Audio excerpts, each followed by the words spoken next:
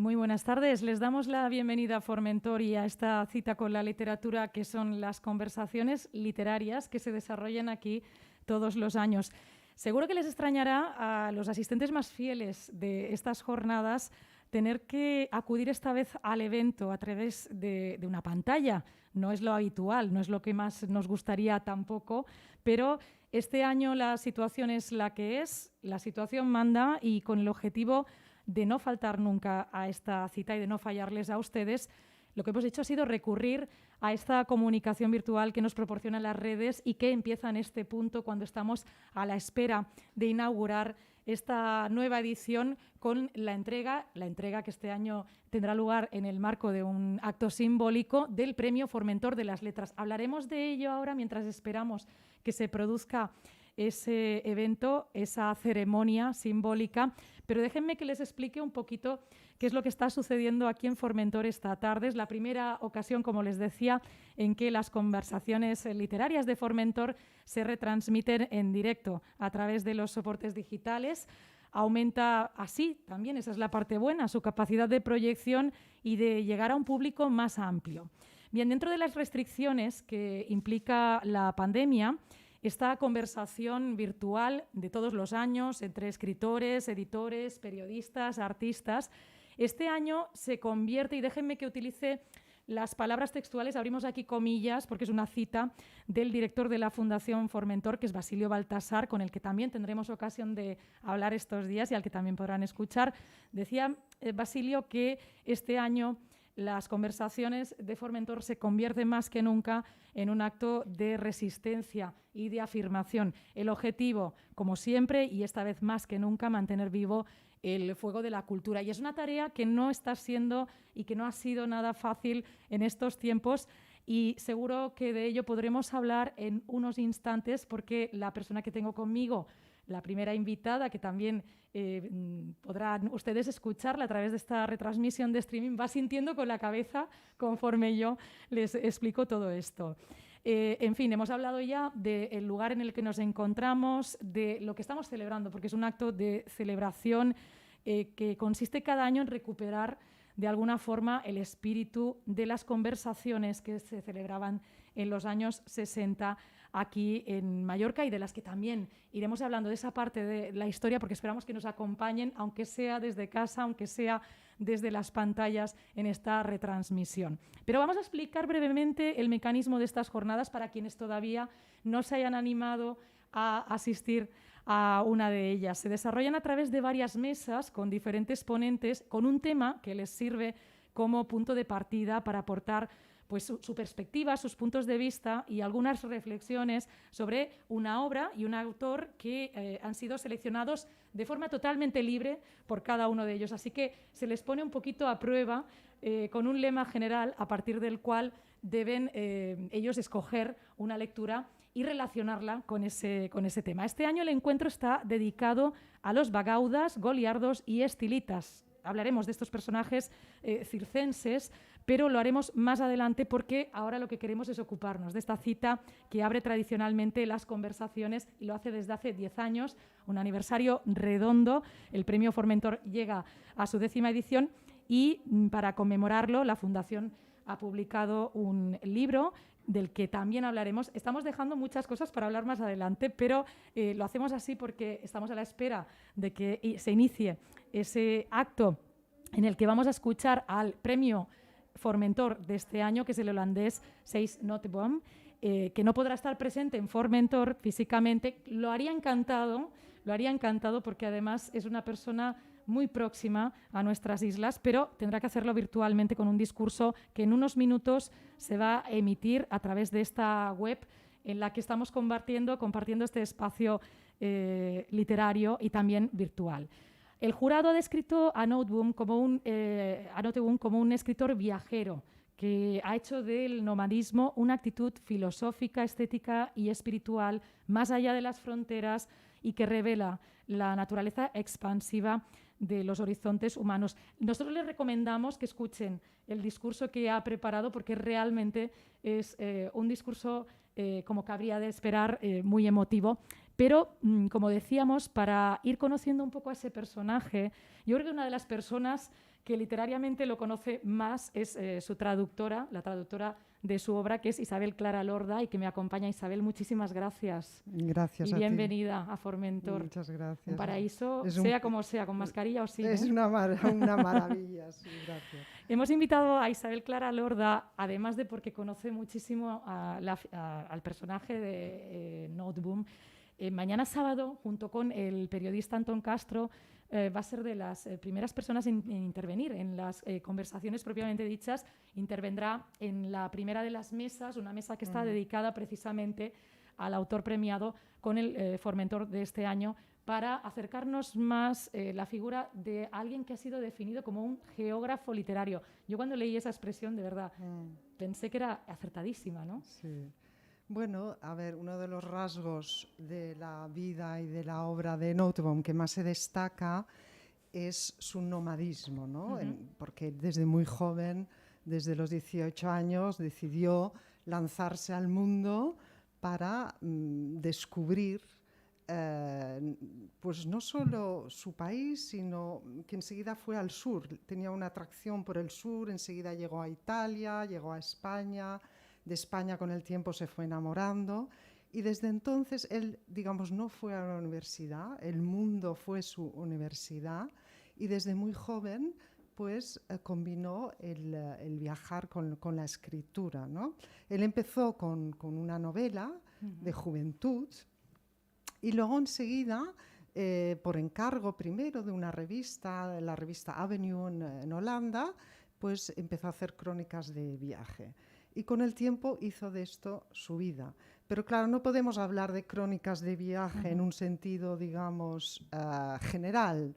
Digamos que sus crónicas son reflexiones. Él ve el mundo a través de una mirada muy particular. Entonces, pues cuando entra en un museo, te describe los cuadros, pero al mismo tiempo te describe alguna anécdota personal. Es decir, tiene una manera de ver el mundo muy particular y muy propia. Entonces, lleva muchísimos años escribiendo, viajando. Ha escrito muchos géneros diferentes. Ahora mismo acaba de sacar un libro de poesía. Sí. Pero en el fondo siempre es la misma voz, porque digamos que su prosa es muy poética y no se puede realmente encasillar su obra en ningún género, ¿no? Es casi transversal, se podría decir, ¿no? Mencionabas precisamente ese poemario que acaba de publicar, Despedida, Poemas en tiempos del virus, el virus que lo marca todo, editado por Visor. Sí. Es el primer poema del autor que has traducido. Todo un reto después de traducir tantos libros en otro registro, ¿no? Sí, porque obviamente Nooteboom tiene otros traductores, yo no soy la única, él tiene una obra muy vasta, ¿no? Son más de 50 obras. Sí. Y ha habido otro traductor de su poesía, Fernando García Lavanda. Y para mí, bueno, pues es el primer libro de poesía que me tocó traducir y lo hice con mucha ilusión y con mucha inquietud al principio, porque claro, es un reto, es una poesía difícil, pero bella y es una reflexión, pues bueno, sobre lo que está pasando ahora, pero también sobre el pasado. Está muy presente la guerra que él vivió de muy joven y que de alguna manera ha marcado su vida. Y bueno, y es un poemario que al mismo tiempo es una despedida del mundo. Él se despide del mundo, pero sigue muy atado al mundo. El mundo pues le sigue inquietando muchísimo, ¿no? Sí, precisamente ese título, ¿no? Despedida, puede evocar a eso, ¿no? A despedirse del mundo. Y sorprende en un autor que parece que conserva un vitalismo excepcional, ¿no? Sí. Y además con una vinculación, lo decíamos al principio, con las islas que sabemos que echará muchísimo de menos. Habrá añorado mucho este momento. Para él ha sido muy, muy traumático este año no poder asistir, por supuesto, aquí al premio, que le hacía muchísima ilusión estar aquí en Formentor. No se encontraba muy bien y bueno, pues toda la inquietud que ha generado la pandemia pues ha sido pues un problema, ¿no? Para él. Y realmente, sí, su casa en Menorca, su jardín ese jardín que aparece tanto en su obra, ese jardín mediterráneo, es para él también un lugar de reflexión, ¿no? Es, digamos, la otra cara de la moneda de su vida nómada.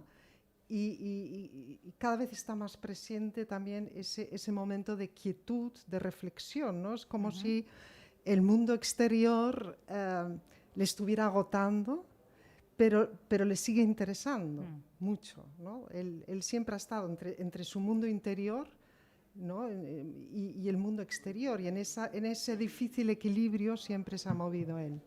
Es un difícil equilibrio que mañana quedará reflejado en esta primera de las mesas de las conversaciones de Formentor. No se la pierdan a partir de las 10:30 de la mañana, nos pondremos a ello. Terminamos, si te parece, esta conversación. Citabas antes el tema de la guerra, que él había vivido la guerra, y recientemente hablaba él precisamente de esa similitud entre una guerra y la pandemia actual. Similitud y también contraste, porque decía que la guerra es ruido y la pandemia es silencio. Exacto. Y también se refería a la situación actual con el coronavirus y la COVID-19, decía, todos somos víctimas en potencia, y pronosticaba eso, pues que esta situación sin duda marcará a toda una generación. De momento le ha inspirado a él este poemario que ya ha salido. Efectivamente, ¿no? Es un momento de extrañeza, es un momento de reflexión. No sabemos qué nos está pasando y no sabemos hacia dónde lleva esto, ¿no? Y esto a él le inquieta como nos inquieta a todos, ¿no? Isabel, mañana te escucharemos atentamente. Muy bien, estaremos pendientes también de esa cita a partir de las 10:30 con Isabel Clara Lorda, y en unos minutos también me imagino que es un acto que sientes también un poco como tuyo, ¿no? Sí, un poquito, sí. Pues muchas gracias. Gracias por estar con nosotros estos minutos, y seguimos conversando con ustedes desde el Hotel Formentor, donde tendrá lugar en unos instantes esa entrega, ese acto simbólico de entrega del Premio Formentor de las Letras, así es, Noteboom. Y como estamos preparando en estos momentos el terreno, ¿no?, para ese acto que en unos segundos dará inicio, vamos a saludar a otros invitados que también nos acompañan hoy y a los que querríamos incorporar a este tiempo de streaming que compartimos con todos ustedes. Ustedes desde el otro lado de la pantalla. Y está conmigo José Enríquez Ruiz Domenech. Bienvenido. Encantado. Gracias por estar con nosotros. Forma parte del jurado que ha otorgado este premio, junto con Alexis Groman, con Basilio Baltasar también, que es el presidente del jurado, y con Judith Thurman y Alberto Mangel. En este caso, Judith Thurman y Alberto Mangel no han podido estar con nosotros, como ha sucedido con otros invitados, que debido a su situación, vienen de Estados Unidos, exacto, y a su ubicación geográfica, no han podido sí. estar con nosotros. José Enrique, ¿por qué este premio para Sí es Noteboom? ¿Cuáles son los aspectos que habéis destacado, que ahora seguramente escucharemos, pero bueno, muy brevemente? Brevemente, hemos simplemente el jurado de Formentor lo que ha hecho ha sido certificar y ratificar un secreto a voces, que estamos delante de uno de los grandes clásicos de la literatura del siglo XX, un hombre que ha convertido un género, lo ha transfigurado y lo ha convertido en alta literatura, lo que podríamos llamar libros de viaje o acercamientos desde la vivencia a las experiencias de viaje, los ha convertido en alta literatura, desde los primeros hasta el último, que es dedicado a Venecia, que es un libro que es una auténtica joya literaria y que se introduce con una extraordinaria capacidad perceptiva y descriptiva en uno de los espacios urbanísticos más fascinantes de la historia, que es naturalmente Venecia. Entonces el jurado, unánimemente, además desde el primer momento, descubrimos ese talento que hay detrás de la gran obra de este gran escritor, y nos ha parecido que era el escritor perfecto para este 10º aniversario de esta segunda parte. Por otro lado, además, Ceís es un europeísta convencido, convencido desde su propia vivencia, de su manera de viajar, de entender los caminos, de tratarse de igual a igual con todos los grupos sociales, todas las clases sociales, de camioneros franceses que le mostraban, ¿no?, incluso el aprendizaje de esa lengua. Ahí empezó su recorrido, sí, ¿no? Efectivamente. Su nomadismo. Hasta grandes literatos con los que él dialoga, tanto en vivo como en su manera de escribirlo. Y claro, estamos, repito, ante una figura estelar que era casi inevitable que tuviera el premio Formentor. Y aquí hay una fusión maravillosa, un gran premio para un gran escritor. José Enrique, en estos momentos en que se levantan fronteras emocionales, pero también físicas, ¿no? No tenemos la libertad de movimiento a la que estábamos acostumbrados en tiempos muy extraños. En este sentido, la literatura de viajes es una opción. Claro, y la lectura. Es decir, yo tengo que decir que su último libro... Me refería a la lectura de la literatura de viajes. Su último libro sobre Venecia, ¿no?, lo leí apasionadamente durante el confinamiento y desde la imaginación, que produce siempre una gran obra literaria, pude viajar a Venecia, cerraba los ojos y volaba hacia esos lugares, y luego los abría y volvía a estar en mi estudio donde me confiné 3 meses por responsabilidad y porque así lo exigía también las autoridades gubernamentales. En todo caso, la literatura ha demostrado una vez más ese principio aristotélico, que es una catarsis, es decir, la mejor manera de curarse de problemas, incluso de los agobios, del sentimiento de incertidumbre, es leer buena literatura. Y leer así está en esa línea. Yo recomiendo enormemente cualquiera de sus libros, por supuesto, porque nosotros se lo hemos dado por el conjunto de su obra, lógicamente, ¿no? De rituales, es decir, es que tantos, e incluso se ha comentado la coincidencia de aparición de este libro maravilloso, que es un relato, medio ensayo, medio novela, medio libro de viajes sobre Venecia, con un poemario que acaba también de salir. Sí, hemos hablado con él hace un momento con su traductora, con la traductora de la mayoría de sus obras, con Isabel Clara Lorda, que mañana nos explicará un poco más. Ejemplar además, porque domina muy bien la enorme dificultad que es trasladar del neerlandés original al castellano, en este caso, la finura que tiene los textos. Yo que lo he leído en otras lenguas también puedo certificar lo positivo que son las versiones españolas. A José Enrique Ruiz Domènech le he presentado como miembro del jurado de este premio Formentor en su 10ª edición, pero aparte de eso vamos también a recordar que es autor de obras de investigación histórica de muy diversa índole, desde las novelas de caballerías en la Edad Media, la trayectoria posterior histórica de España, el desarrollo de Europa, hablábamos ahora del europeísmo, y también la construcción de la identidad catalana. Sí, efectivamente. Aspectos que serán históricos, tendrán recorrido, pero que siguen muy presentes. Son muy presentes. Y tengo que decir que yo... Hasta la Edad Media, ¿no? A ratos. Mi libro sobre Europa fue finalista del Grand Prix del Livre Européen que concede la Comisión Europea, de lo que estoy muy orgulloso, porque es una propuesta en este sentido muy cercana a la que plantea nuestro novelista premiado, que es ese europeísmo de base, esa convicción de que el cosmopolitismo acaba con los recelos, con los malos modos. Es que el cosmopolitismo es simpático, es alegre, hasta divertido. Por lo tanto, hay que proponerlo, obviamente, a través de nuestro mayor logro como cultura, que es la literatura. La desunión que algunos critican en el seno de la Unión Europea, la desunión europea, ¿es producto de esta pandemia? ¿Le echamos la culpa a la pandemia o ya venía de antes? No, ya venía de antes. Es resultado de que no hay tiempo para leer bien. Y ahora, pues a lo mejor con la pandemia, como hay tiempo, a lo mejor al leer se dan cuenta de que la desunión es un gran error histórico.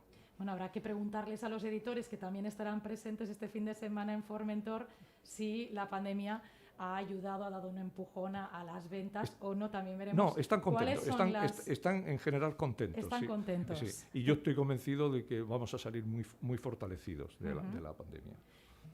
Noteboom tiene un poemario inspirado en el coronavirus, en la pandemia, pero también usted tiene obra en la que habla de las grandes epidemias, el día después de las grandes epidemias. Sí, efectivamente. He escrito un librito, que lo escribí además también en el confinamiento, que saldrá en los próximos días. Tenemos que interrumpir ahora mismo esta conversación que estábamos manteniendo con José Enrique Ruiz Domenech, porque va a dar comienzo ya la ceremonia de entrega del Premio Formentor de las Letras. Escuchamos a Basilio Baltasar, que es el presidente del jurado y director de la Fundación Formentor. 2020. Sean ustedes bienvenidos a esta anomalía, a esta excepción para la cual hemos hecho votos muy profundos y muy sinceros para que nunca más vuelva a repetirse. Voy a leerles el acta del jurado antes de dar entrada a nuestro premiado Thijs Notteboom, que desde Ámsterdam leerá su discurso de aceptación del Premio Formentor. Premio Formentor, acta del jurado. Los miembros del jurado del Premio Formentor de las Letras 2020, que tenían previsto encontrarse en Lisboa y alojarse en la sede de la Fundación Saramago ante la imposibilidad de desplazarse a la capital portuguesa por causa de la pandemia, intervienen en la deliberación desde sus respectivos lugares de residencia. Judith Thurman y Alberto Mangel desde Manhattan, en Nueva York. José Enrique Ruiz Domenech desde Barcelona. Alexis Grohman desde Edimburgo y Basilio Baltasar desde Establiments, Mallorca. Después de ponderar la obra literaria de los autores elegidos como candidatos, el jurado ha decidido conceder el Premio Formentor de las Letras 2020 al escritor holandés Thijs Notteboom. Como poeta, novelista, ensayista y crítico de arte, Thijs Notteboom ha desbordado con su incesante creatividad el límite que proponen los géneros literarios. Es un escritor viajero que ha hecho del nomadismo una actitud filosófica, estética y espiritual que trasciende las fronteras y revela la naturaleza expansiva de los horizontes humanos. Su mirada minuciosa revela el sentido de un mundo en perpetua transformación y su curiosidad no deja lugar alguno libre de la inquietud creativa que lo ha llevado de un lugar a otro desde los comienzos de su fértil trayectoria literaria. Para Notteboom, el mundo es un laberinto en el cual él y su lector se perderán, pero en el preciso momento del extravío ocurrirá el destello de la gracia, esa epifanía que acompañará siempre al lector, incluso muchísimo tiempo después de que haya cerrado su libro. La erudición libresca de Notteboom está al servicio de la experiencia que lo ha convertido en uno de los testigos más lúcidos de la inmensidad y diversidad del mundo. Siempre atento a las realidades insurgentes que no han sido contadas todavía, Notteboom ha dado a la ficción la certeza de una presencia personal y al relato existencial de sus viajes la delicadeza narrativa de la gran literatura. Su obra está integrada en la biblioteca de los clásicos, esos libros que nos acompañarán a nosotros y a nuestros descendientes cada vez que volvamos a ellos. Quien tiene la capacidad de traducir al lenguaje las verdades recuperadas de la experiencia humana nunca deja de llevarnos hacia el momento de la revelación.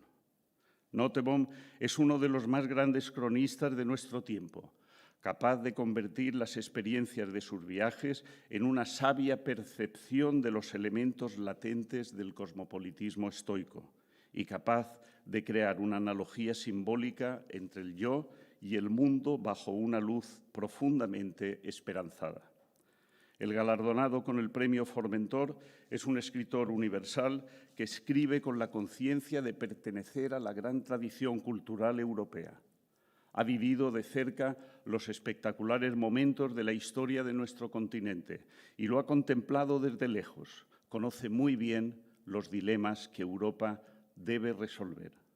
Su obra es el resultado de una penetrante comprensión del espíritu de indagación europeo que nunca nos ha hecho tanta falta como hoy.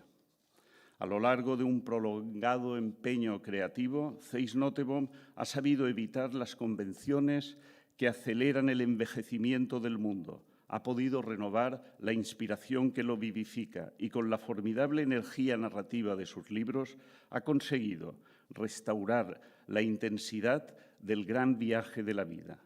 Su obra alienta con una límpida mirada de escritor nómada la belleza de un mundo inabarcable. Muchas gracias.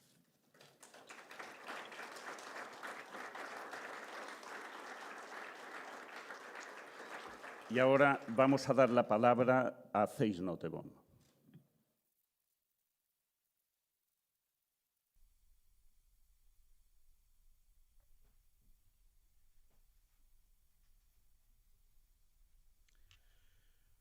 Señora Marta Boadas, señor Simón Pedro Barceló, presidente de la Fundación Formentor, señoras y señores. Los discursos poseen siempre un entonces y un ahora. El entonces de la escritura y el ahora, es decir, ahora mismo, en que toca pronunciarlos. Si es así, me encuentro en este momento delante de ustedes en Formentor, el lugar que da nombre al premio que hoy recibo. Es posible que ustedes escuchen una leve vacilación en mi voz, porque el tiempo en el que vivimos es un tiempo incierto en que las cosas que damos por sentadas no siempre son seguras. Escribo estas palabras el último día del mes de mayo. Tal como están las cosas ahora, existe aún la posibilidad de que el virus que actualmente domina el mundo nos juegue una mala pasada. Y en tal caso, no estoy hoy, el 17 de septiembre, aquí en Palma de Mallorca, delante de ustedes, sino en otro lugar, donde ustedes no están, la cual sería de lamentar. La isla en la que se encuentra Formentor es vecina de mi isla, Menorca, que no es mía, por supuesto, pero sí es el lugar donde he escrito gran parte de mis libros y poemas en los últimos 50 años. De modo que el premio que recibo es para mí, en cierto sentido, como llegar a casa. Con lo que no quiero decir que se me haya otorgado por esta razón, claro está, si bien estoy convencido de que la isla más pequeña ha sido una inspiración esencial para mi obra a lo largo de todos estos años. Algunos días del año en Menorca, cuando desde mi pueblo de San Luis me dirijo hacia el oeste en dirección a Ciudadela, ha visto la forma de Mallorca, una atractiva figura geológica ligeramente curva que parece flotar sobre el mar, como una tentación. El viaje en barco de Ciudadela a Alcudia dura 3 horas, un trayecto que he realizado con cierta frecuencia, pero mientras lo hacía nunca pensé en el premio Formentor, hasta ahora que quiero expresar mi agradecimiento por este gran honor. A principios de la década de los 60, dos de los escritores que yo más admiraba, a lo mejor sin comprenderlos completamente, el irlandés Beckett y el argentino Borges, recibieron este mismo premio. Borges, el vidente ciego, se convirtió con el paso del tiempo en una figura mitológica, como la propia literatura, una constante fuente de inspiración, un ejemplo de erudición y de la posibilidad de jugar de una manera superior con todo lo que uno ha leído. ¿Cuándo se convierte uno en escritor? ¿Es gracias a la lectura o gracias a la vida? ¿O es por una combinación accidental o, por el contrario, intencionada de ambas. En el monasterio, donde cursé el bachillerato clásico, que no había leído ni a Borges ni a Beckett. ¿Influye la forma en la que discurre tu vida en la manera en que buscas tu camino en la literatura? Tenía yo suficientes razones para preguntarme esto. ¿Por qué aquella guerra, sin que yo me diera cuenta entonces, se convirtió para mí en una fuerza nada desdeñable que afectaría mi vida y por lo tanto mi escritura, a causa del inevitable caos que la acompaña? Mis padres se divorciaron en el último año de la guerra. Debido al hambre que azotaba a La Haya en aquel mismo año de 44, mi padre, que moriría en un bombardeo 2 meses después, me había enviado con mi madre fuera de la ciudad, porque ahí todavía había algo de comer. Nuestra casa en La Haya sería destruida en este mismo bombardeo. Todavía conservo en mi retina la imagen de aquel irreconocible montón de piedras. Mi madre se volvió a casar en 48 con un hombre muy católico, por lo que me internaron en un monasterio de franciscanos y después, una vez que me echaron de ahí, en una orden de agustinos. Y la palabra orden me la tomo aquí literalmente como la antítesis de caos. Esto supuso un nuevo giro en mi biografía. En mi libro sobre Venecia, en el que comento una pintura de Carpaccio que representa a San Agustín como un escritor con la pluma levantada, es decir, en el momento de la inspiración, sostuve que él fue el mejor escritor entre los santos y el más santo entre los escritores. Así que no podría haber tenido yo mejor suerte, a pesar de que el amor entre los agustinos y yo no fuera perfecto, y me expulsaron también. Pero, con todo, estoy convencido de que la palabra orden está bien elegida. Por primera vez hubo orden en mi vida, tal vez gracias a los frailes, pero en especial gracias al horario estricto que impera en un monasterio y, con toda seguridad, gracias a los clásicos que allí me enseñaron y que ejercerían una influencia duradera en mi obra, que a partir de aquel momento, por el orden benéfico y por el caos que yo mismo me creé, se caracterizaría por una continua existencia nómada. Yo no podía imaginarme en una universidad. Mi universidad sería el mundo. No creo que por aquel entonces ya quisiera ser escritor. Tanto el orden como el caos se convirtieron en parte de mi vida. El caos de estar siempre en camino, unido a la necesidad de escribir sobre ese estar en camino, y mi obsesiva y tenaz curiosidad, gracias a la cual aprendía idiomas mientras viajaba, a lo que contribuyó la base que había adquirido en los pocos años que había estudiado griego y latín y 3 idiomas modernos en la escuela del monasterio.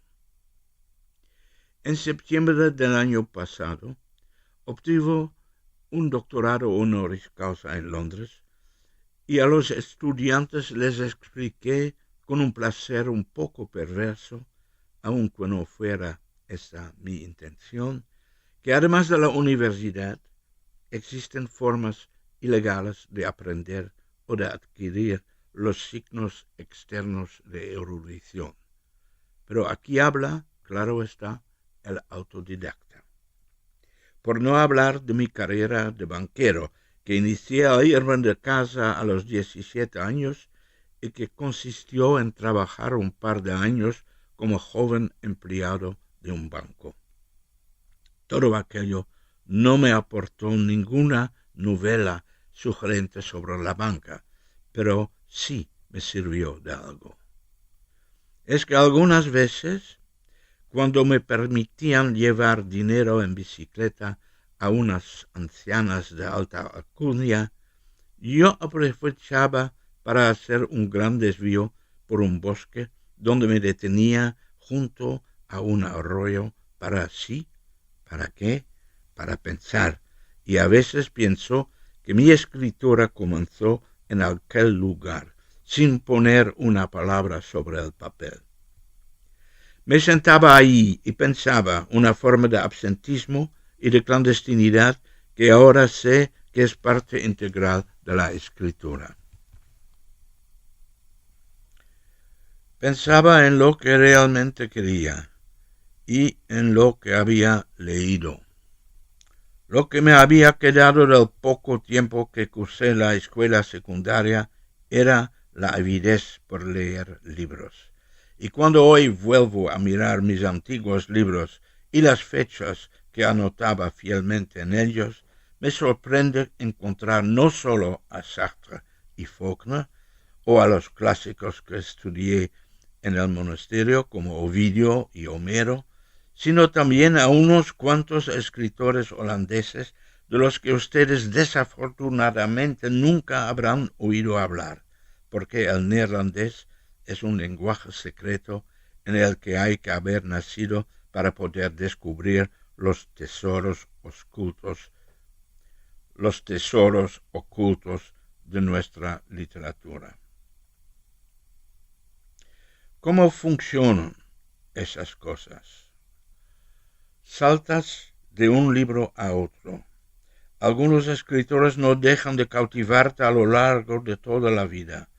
Tal vez no los comprendiste cuando los leíste por primera vez. Y para según qué libros tuviste que aprender a captar los matices del idioma extranjero. Es una escuela dura, en la que uno mismo hace de alumno y de profesor. Una escuela que te acompañará toda la vida con descubrimientos siempre nuevos. Muchos amigos literatos no tenía yo por aquel entonces. Vagaba por una inmensa selva, no para buscar, sino para encontrar. Uno de los libros más antiguos en el que anoté mi nombre es L'existentialisme et un humanisme de Sartre. ¿Entendí este libro en aquel momento? ¿Era mi francés lo suficientemente bueno? Llevaba años haciendo viajes en autostop con camioneros franceses, pero el discurso en las cabinas de los enormes camiones estaba más enfocado en el siguiente restaurante que en la filosofía, y sin embargo pienso que aprendí mucho de ellos. Recuerdo la obstinación por desviarnos de las rutas para ir a comer tal o cual especialidad culinaria local. Ahora, 60 años después, leo en una biografía de Heidegger acerca de sus respuestas a Sartre, y algunas partes del rompecabezas empiezan a encajar.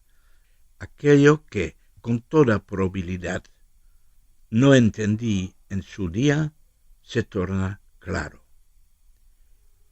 En cierta ocasión me encontraba yo frente a la enorme biblioteca de mi amigo alemán Rüdiger Safransky, autor de las biografías de Nietzsche y Heidegger, Hölderlin, Goethe y Schiller.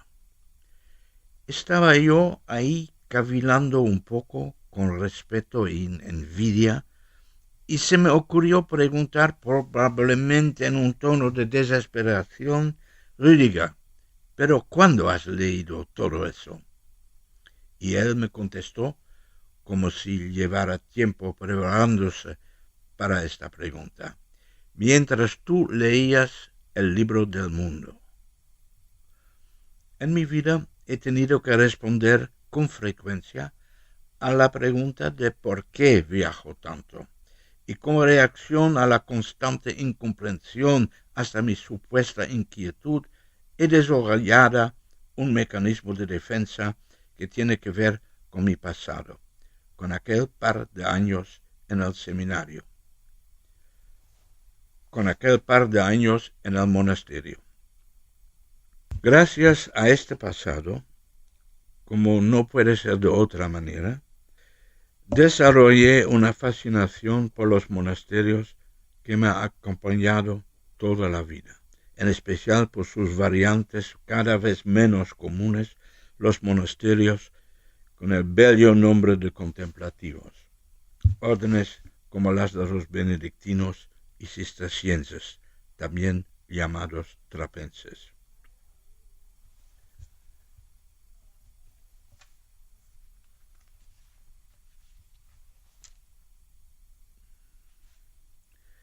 El silencio que reina en estos lugares, la regularidad que en efecto me faltaba en mi inquieta vida, me atraían hasta tal extremo que me presenté, debería de tener unos 18 años, en un monasterio trapense situado en el sur de los Países Bajos para preguntar si podía ingresar en la orden. El abad, un hombre sabio, capaz de atravesar con su mirada mi alma inquieta, debió de llegar a la conclusión de que lo a mí me movía no era la fe. Me entregó una historia de la vida de los santos, en latín, una celda para dormir y un diccionario, y me encargó de que tradujera un fragmento del libro. Al cabo de unos pocos días, me largué de ahí, pero desde entonces no he dejado de visitar regularmente monasterios donde quiera que estén, Irlanda, Castilla o Japón. Y me he construido mi propio monasterio, sin cofrades, con la infinita serie de habitaciones de hotel que he ocupado, celdas para leer, escribir y pensar. Hace mucho, en 62, tuvo lugar un congreso literario en Edimburgo, donde conocí a la escritora americana Mary McCarthy. Ella se hallaba entonces en la cima de su fama, y yo aún no estaba en ningún lado. Pero en aquel encuentro, que se convertiría uno de los más importantes de mi vida, ella debió de ver algo en mí, gracias a lo cual nació una amistad que se prolongó hasta su muerte. En el dédalo de mi defectuosa memoria, creí que nos habíamos vuelto a encontrar en Formentor, cuando ella fue miembro del jurado en 64, y mi admirado Gombrowicz uno de los candidatos. Lo del jurado y lo de Gombrowicz era cierto, sí, pero el encuentro tuvo lugar en este año en Valescure, y ella no votó por Gombrowicz, que contaba con el apoyo de un gran número de escritores, sino por Nathalie Sarraute, creo que sobre todo por su libro Tropisme, un título que ha dado nombre a una de las librerías francófonas fuera de Francia más bellas, y me refiero a la librería Tropisme de Bruselas, donde compro mis libros siempre que visito la capital europea. Las librerías, quisiera dejarlo claro aquí, son para los escritores una de las fuentes de inspiración más importantes. Si algo nos ha demostrado la pandemia, es que el periodo de cierre de librerías ha convertido a los lectores y a los escritores juntos en tristes huérfanos. Si me imagino el cielo, veo la imagen de una gran librería un poco desordenada, donde unos libros dispersos en el suelo engendrarán otros libros. Pero, ¿qué libros son esos? Borges y Nabokov nacieron en casas llenas de libros. ¿Es bien eso?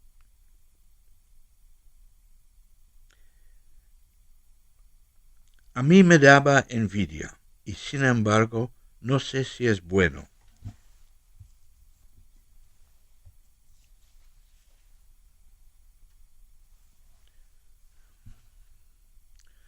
Como quiera que sea, algunos libros más vale leerlos a cierta edad. Mucho más adelante afirmé en una de mis obras que al escribir uno siempre tiene en la mano a otros 100 escritores, y sea o no consciente de ello. Yo no fui capaz de leer a Borges hasta que la colección La Croix du Sud de Roger Caillois publicó sus libros traducidos al francés, y no fui capaz de leer en francés hasta haber viajado infinitas veces con aquellos camioneros, porque mi francés escolar no bastaba. ¿Acaso mantenía yo conversaciones literarias con aquellos conductores? No. Pero sí hice en aquellas cabinas otra cosa, igual de indispensable, escuchar las historias de otras personas. Y los relatos orales son libros todavía sin imprimir que te permiten acceder a la connaissance du monde, lo cual me lleva de nuevo a las palabras de Safransky acerca del libro del mundo.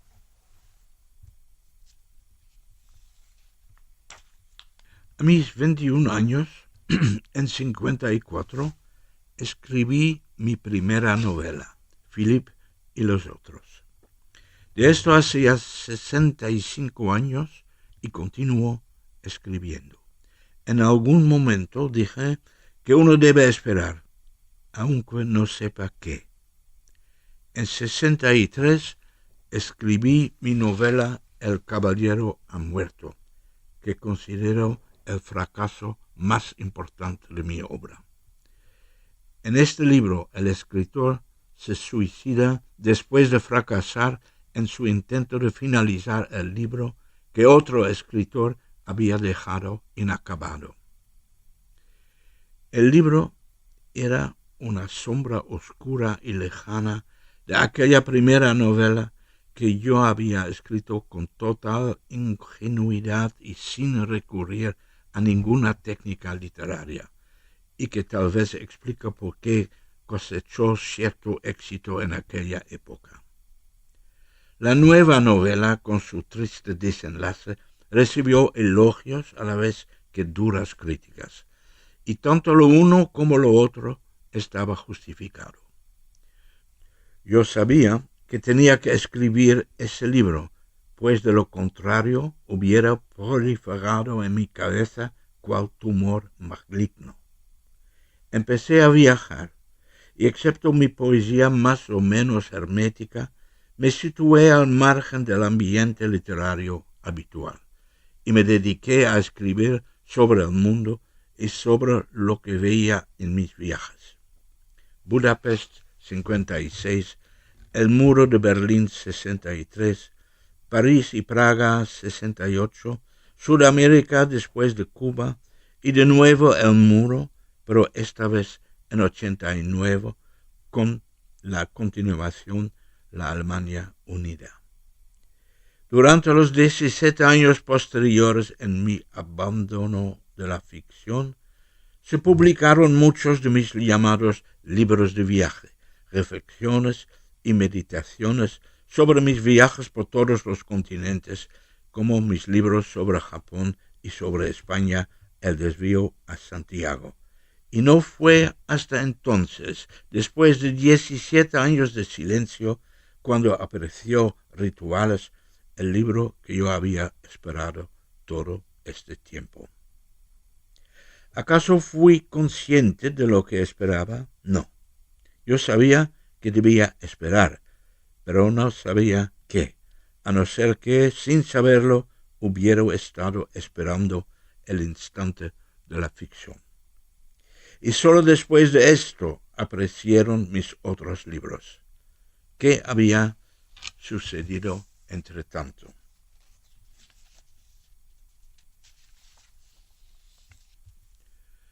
Había vivido y había viajado. En un libro sobre el filósofo Ernst Bloch vi un capítulo titulado Ontologie des Noch-Nicht-Seins, ontología del todavía no. En esa historia que acabo de leerles aparecen algunos recuerdos de juventud que proceden de la época del todavía no. Vi, leí, esperé y después escribí.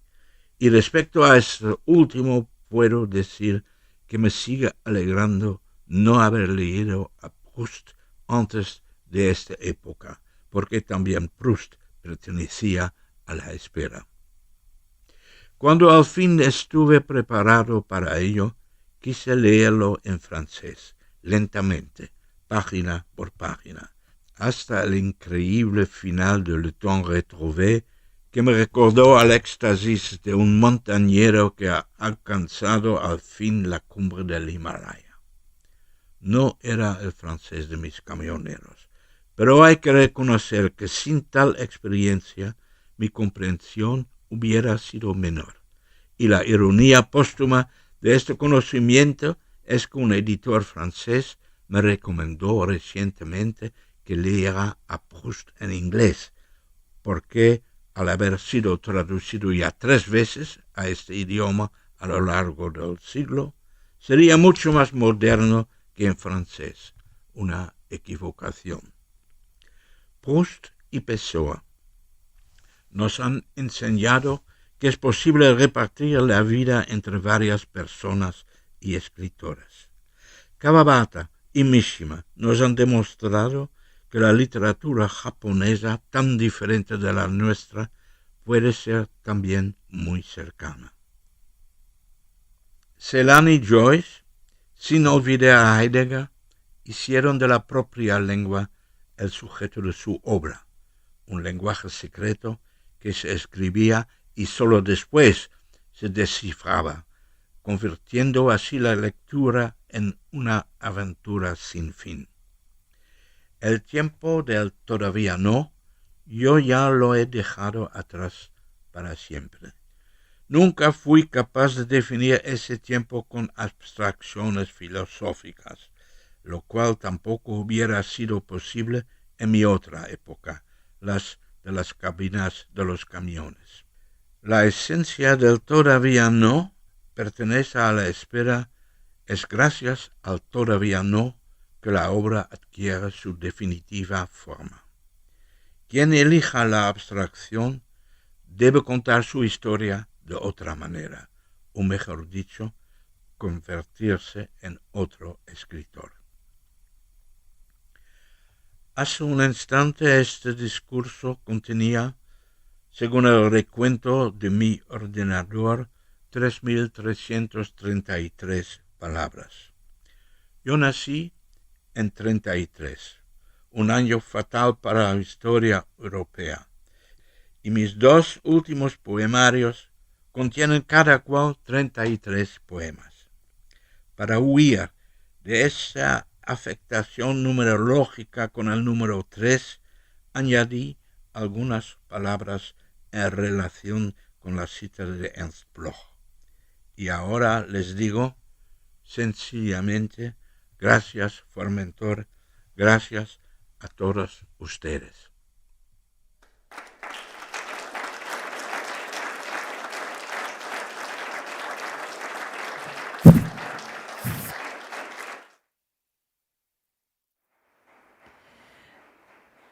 Acabamos de escuchar el discurso del premio Formentor de este año de C.S. Nottebohm, que acaba de ofrecer un extenso relato de su trayectoria vital y literaria, y de nuevo escuchamos al presidente del jurado y al director de la Fundación Formentor, Basilio Baltasar. Que comparta con ustedes esta sensación de tristeza por esta ausencia que él lamenta por muchos motivos. Los pueden deducir todos de la lectura de este magnífico discurso. Doy el paso a Marta Boadas, Simón Pedro Barceló, de las familias Barceló y Boadas que patrocinan el premio Formentor, para que puedan enseñarle a esta proyección virtual de Ceis Nottebohm el trofeo que hemos preparado para la ocasión.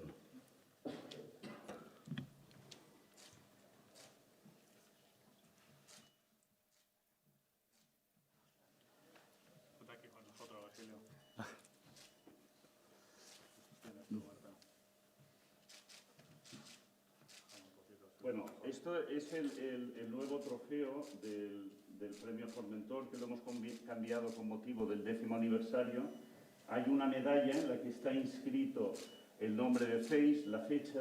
La medalla reproduce el sello original del premio Formentor de los años 60, que son estos dos peces. Y aquí está el libro conmemorativo que todos ustedes han visto en su habitación. Y esto, nuestra intención con Simón Pedro y con Marta, es a la primera ocasión que nos prometan los holandeses no confinarnos en Ámsterdam, se lo iremos a entregar a nuestro querido amigo Ceis Nottebohm.